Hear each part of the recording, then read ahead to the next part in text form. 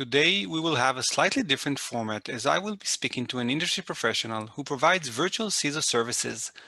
Some might call it a vCISO, while others might call it CISO as a service. In any case, I feel that talking to vCISOs can shed some light and touch on slightly different topics that might be of relevance to smaller organizations and startup companies. I hope you enjoy this episode. So hello everybody. Today I will be speaking to Gregory Johnson. I think we know each other for probably 6 or 7 years now. I think we started our professional relationship when you were at the previous position. Your previous role was the CISO of a company called Perfecto Mobile.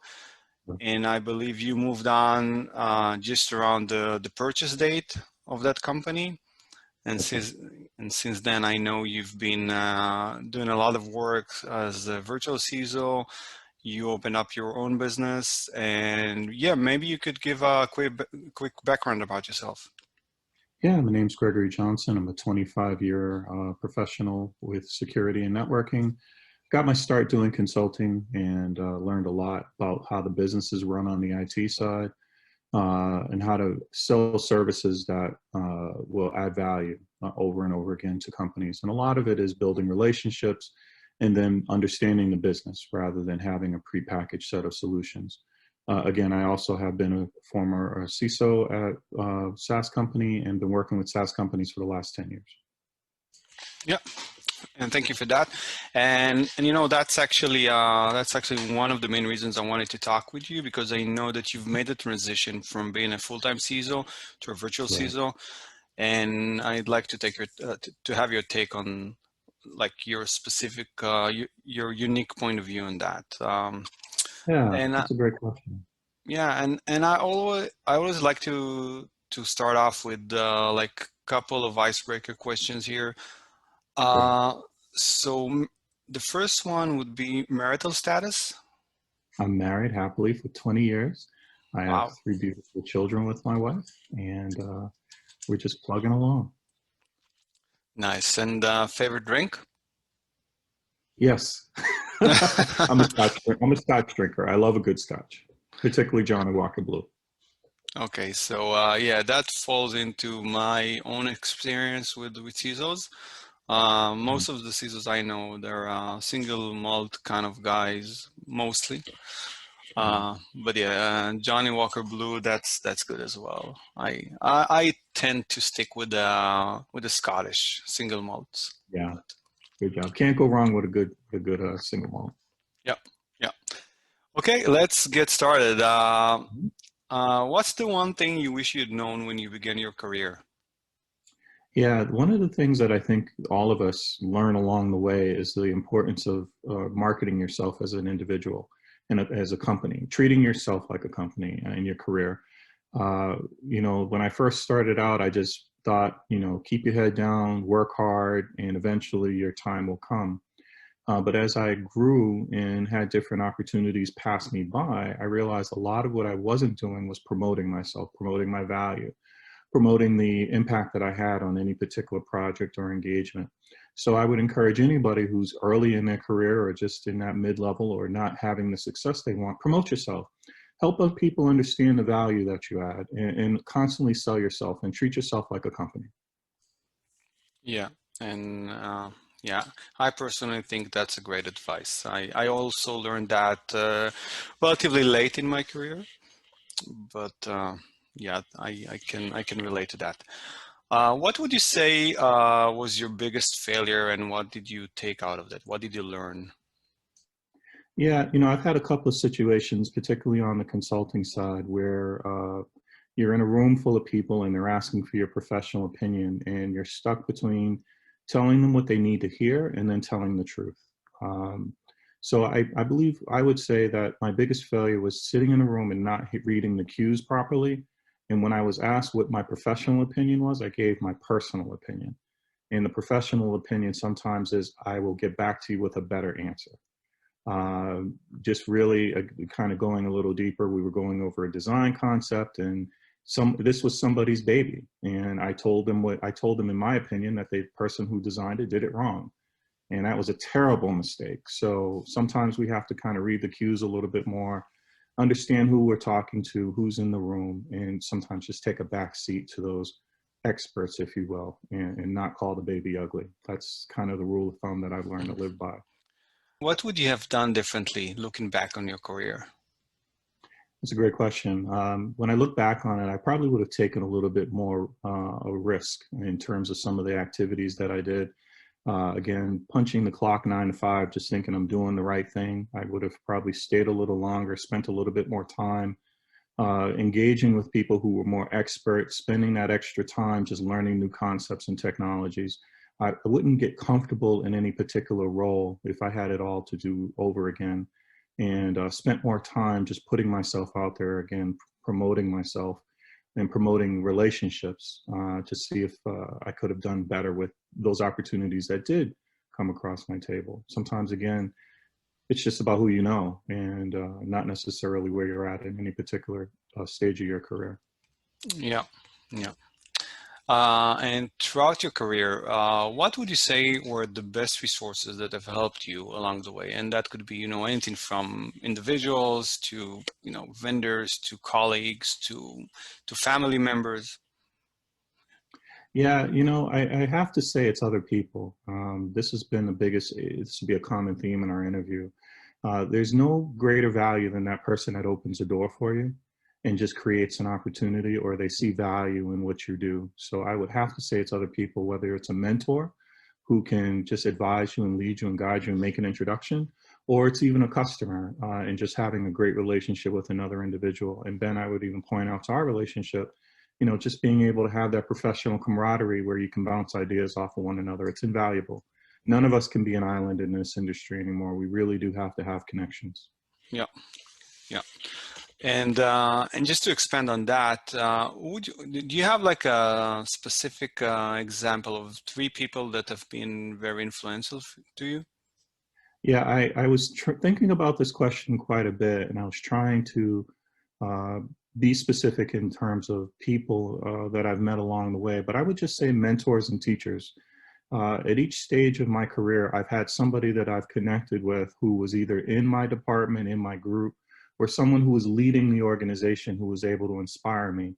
And even just having that time to just listen to what they do and ask them questions and say, well, why do you think that way? How did you get to where you are today? And just being able to ask those open-ended questions have been very influential to me. And I've had former CISOs, I've had department heads, or even, again, just teachers and on the academic side who've been able to influence greatly my decision making and or even my thought process. There's nothing like having that been there, done that attitude that comes from the people that have taught you. Yeah, and this is one of the reasons I really like this newly formed podcast. The fact that I'm able to connect with a lot of leading CISOs in the industry and just ask them those open-ended questions, and you get all kinds of responses. And personally, I learn a lot, and I hope my listeners will too as well. Mm. And I really appreciate you putting this together. I think this is an incredible resource and tool for those of us in the industry, and even those who are thinking about being a part of it at some point in the future. Yeah. What would you say the one common myth about your profession or our profession or field that you want to debunk? Yeah, I think if I could say anything, it would be to my young people, and that's, don't feel like you got to go to school for 20 years to do this. There's a lot of online resources that are available to you. There's a lot of free material out there. The industry needs young people who are just interested rather than someone who's already been trained and been doing it for 20 years. So I would say don't feel like you got to go to school for 20 years. Don't feel like you have to have a PhD or even be great at math or coding. Those things are great. But sometimes just having a curious mind is really what we need in this industry. Yeah, and you know what? Let me ask you a follow-up question here, because I see this thread a lot in professional forums that I'm a member of. A lot of young individuals are coming in, like, 18, 20-year-olds, and they're asking, like, okay, so where do I start? What do I need to learn Mhm. first? Do I need to go the PT route? Do I need to do the CISSP route, CISA? What should I learn first? And then you hear all kinds of answers, you know, for like different opinions, I guess. And I'd like to have your take on that. You know, one of the things that I enjoyed when I was coming up, I was around the dot-com boom, and I just had the opportunity to try a whole bunch of things. And you know, you make all kinds of errors as a young person, and I think that's really the opportunity. Just try anything and just see where it takes you, and let your mind be open to the experience of learning. And then over time, I think the thing that'll happen is you'll start latching on to something that just makes more sense to you, and you'll enjoy it. And then the joy of doing it is really where your career will blossom. So I would say try a few things, and I wouldn't focus on getting a certification, even though those things are great. I would focus on the experience, and again, the relationships and the people, and even if you can be tied to an organization that matches a mission that you're focused on or an area that you're interested in. Just focus on those things and see where it takes you. And there's a lot of internships out there. There's a lot of opportunities for you to be connected through your school, or even if you are a mid-career professional, you know, just connect with somebody who's doing, or an organization that's doing something and sharing information, and allow that to be a vehicle for you to create an opportunity for yourself. Yeah, and I actually gave a very similar answer to a colleague just probably just a week ago. Hmm. Um, yeah, and this actually reminds me a quote. I think it goes, "You can never cross the ocean unless you have the courage to lose sight of the shore." Hmm. And yeah, I totally agree. I mean, learning something is better than learning nothing. So if you're just, I think it's also called uh, paralysis by analysis. If you keep analyze and you know just avoid taking decisions, you won't get anywhere. Um, Absolutely. okay, let's switch gears here. Let's talk a bit about yourself and your company. So, what market do you say you operate in right now? Information security consulting. Mhm. So we And focus on, go ahead, I'm sorry. no, please go ahead. Yeah, we focus on helping companies build a governance program around their security program.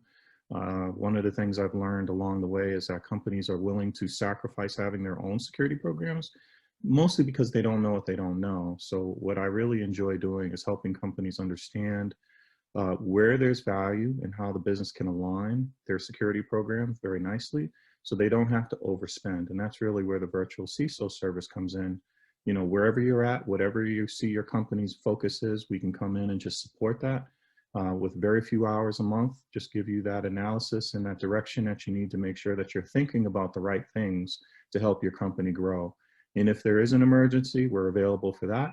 Or if there's any concerns that you're having in terms of new projects or programs, we can just be those hands on the ground and extra eyes and ears to help you, again, make better business decisions. And I believe that's really the value of a CISO, whether you're a full-timer or a part-time virtual or physical person who's part of the company. We're just here to help you make better business decisions using the information that's available in your organization, and deciphering all the data points so that you can get to a few key elements that will help direct your organization. Okay, so that was about your offering and what is it that you do when you start your engagement with companies? Do you have like any specific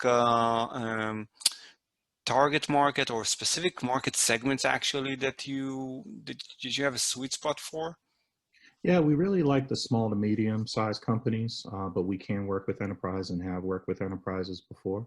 And we really enjoy the companies that are starting to look at and see a need for regulatory alignment. So whether we're talking about HIPAA, SOC 2, ISO, certainly we're dealing more and more with GDPR and even CCPA here in the United States. Or for those that are listening that may not know, that's the California Privacy Act.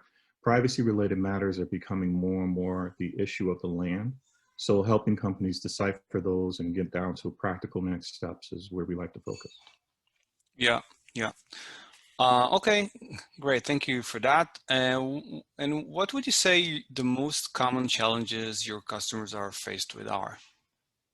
Yeah, a lot of them are focused and struggling with what they don't know. So a new regulation will come out, they know that they have to adhere to it, and they really just don't know what the next step is. What are the practical next steps that they need to take to be in alignment with that regulation? And then how do they do it in a way that's efficient and effective so they're not just throwing money out the window, if you will. So I could take, again, something like the California Privacy Act that came very quickly onto the scene. And then what are those steps you need to take to make sure that you're in alignment with it, that you're managing privacy and the regulations around privacy.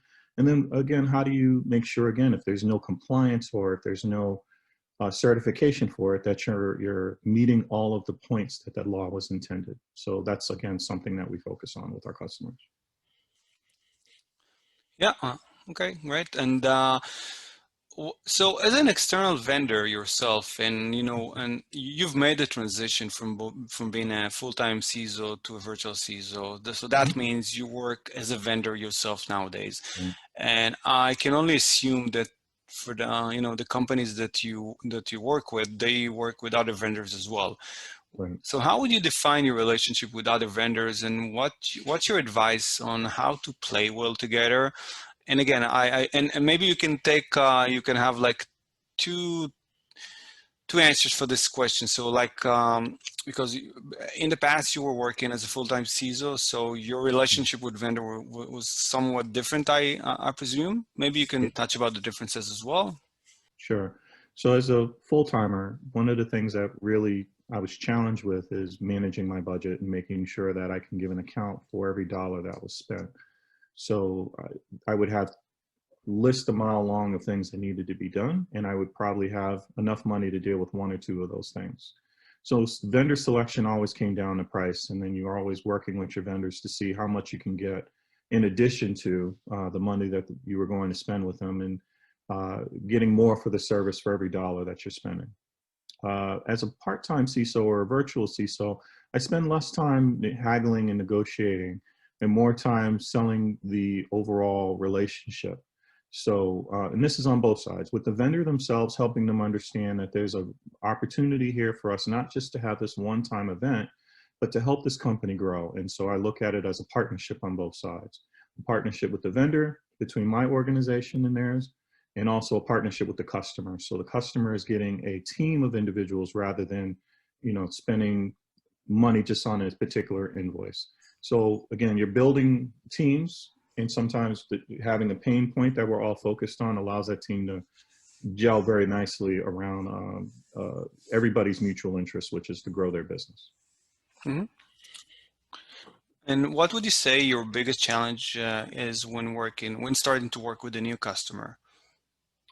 Yeah, again, I think the challenge with the customer is the customer understands their business better than we do. So they often think and have solved the problem themselves by saying, I just need to get a security guy, and that security guy can fix all of these problems. And so generally what we have to do is help them change their thinking and evolve their thinking to focus less on their immediate needs and think about the strategy and aligning the program to the business, and helping them look at security not just as a quick fix, but how it can add value to the business with a little bit more investment. So it's always about trying to mature the thought process around what they're looking at today and what their problems are going to be tomorrow, and making sure, again, they're getting the best in their investment.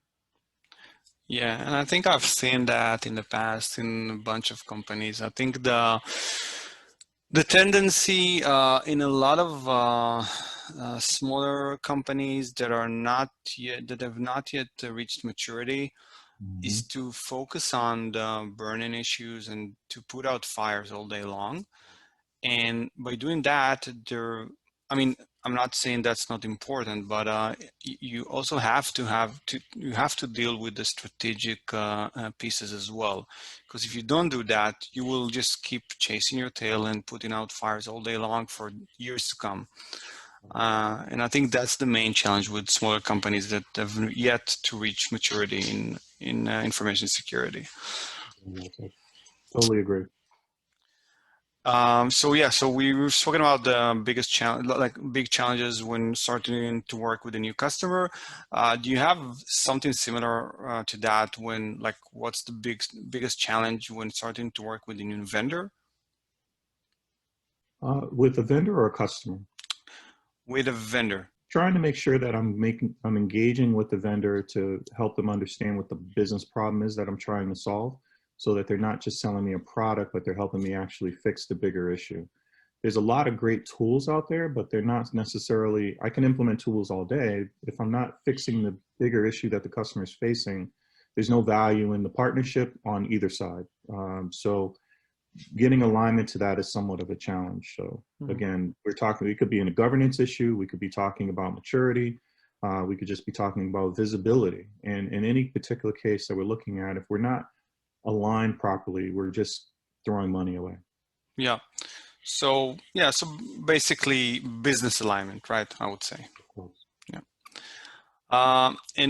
And I think we've touched around that in one of the previous questions. But what would you say the biggest difference between your role now as opposed to that of a full-time CISO is? Impact. I believe we have a very short runway to make an impact with our customer. We have to not only address the immediate need, but we have to constantly be able to hit the ground running at any given moment and make a big impact on the company. With a full-time role, you have time to build relationships, get to know all parties involved, have those water cooler conversations where you can kind of know the problem that you're trying to solve behind the problem. Hmm. As a virtual CISO, you don't have time for any of that. You have to Yeah. come in with the ground running, solve the problem, and then still try to build a good relationship with your customer. Yeah. Well, having a fraction of a salary and a fraction of the time to do that. That's right. That's Yeah. right. And really, our job, we have to somehow find a way to get past the transactional nature of a virtual CISO and get to a deeper trust so that you can be an advisor. And that's kind of the fun in the job too, is you don't have all the politics, but you have all the problems or opportunities, if you want to look at it that way. Yeah. In your opinion, if I were to talk with one of your customers, what would they say about you? What would they say that they like the most about working with you, actually? I always get told how comfortable I make them feel around security. I don't get rattled easy. You know, I've been around for a long time, so I've seen a lot of problems that customers are facing all the time. Even if the company name changes, it's the same problem. And so just being able to approach any particular set of issues with a calm demeanor, help them understand what their opportunities are, and then help their customer that they're ultimately trying to influence understand as well. So building that bridge between I don't know and I need to do, and then being in a position where they have someone that they can go to who has a level of expertise and confidence in the ability to express next steps and best ideas for wherever the situation is that we're dealing with. Okay. And in a perfect world, if there were 100 customers just lining outside your door, who would you say your ideal customer was? What kind of traits or, or features would they have? You know, this one was an easy one for me in the sense that I love a customer who understands of allowing me to have a seat at the table, because that inherently they understand that the more information I have, the better asset that I can be to their team. Okay, fair enough. And so what qualities don't you like in a customer? Uh, you know, a lot of customers still don't understand what security means. It just feels to them that there's this, uh, it's just something they have to do rather than something that if they did it, it makes everything better. So they don't put as much energy into it because of this bias, if you will, towards the unknown. So I like customers who understand that if they bake security into their process, into their methodology, it really can be a value add rather than, you know, kind of throwing it in at the last minute to say we did something. So customers with enough forethought and visibility to understand that security can be a differentiator, and if you have the right person helping you do that, it's a win-win for everybody. Okay. Um, so if any of our listeners want to connect with you online, where would they go? Do you have a website, a blog, a LinkedIn page? Yeah, I have a LinkedIn page, which I'll share with you, and my email is greg@cicadaconsulting.com, and our website is www.cicada, S-E-K-A-D-A, consulting.com. Okay, easy enough. And just we're about to be wrapping this up here. Just a couple of quick questions to before you leave. And this one is a fun question I like to ask. Well, it's fun for me. If you had unlimited funds, what would you do with your life? You know, that's always a fun question to think about, and I hope we're all there one day. But if I had unlimited funds, I would definitely make sure that the next few generations of my family and beyond were set, and then turn my attention to things that I'm really passionate about, which is addressing the underserved nature of my community. Whether we're talking about food security issues or just even understanding the value of not just being a consumer of technology, but someone who can actually use it to solve problems. So I would try to teach a little more and bring more young people into the awareness of what technology can do for them as a career path. So creating opportunities and possibly open up a school or just do more mentoring if I could. And if I remember correctly, you already engage in such activities, right? Yes, I do. I have a number of young people that I work with each year. This year, I'm very fortunate to have 10 to 12 young people that I work with who I'm currently mentoring, and we're putting them through various classes with AWS and Cisco. And we hope to have all of them certified in one or two programs, and also be ready to start internships somewhere along in their career, maybe about towards the end of this year. Nice. Very impressive. Oh, thank Okay. you. I'm very blessed to be able to give back in some way to my community. Yeah, impressive, no less. Anything you've read, listened to, watched lately that have inspired you? I'm reading a book by Ken Harris called The Rise of the Servant Kings. One of my true beliefs is that any good leader is a servant first and leads by example. So I'm finding this book to be very inspirational, and it's just a good reminder that no matter how far we get in our careers, our first job is to always give back and to help others be successful. So it's recommended reading for any leader. Okay, so that was Ken Harris. Ken Harris. What was the name again? Rise of the Servant Kings. Rise of the Servant Kings. Okay, yeah, it will be on the transcript as well.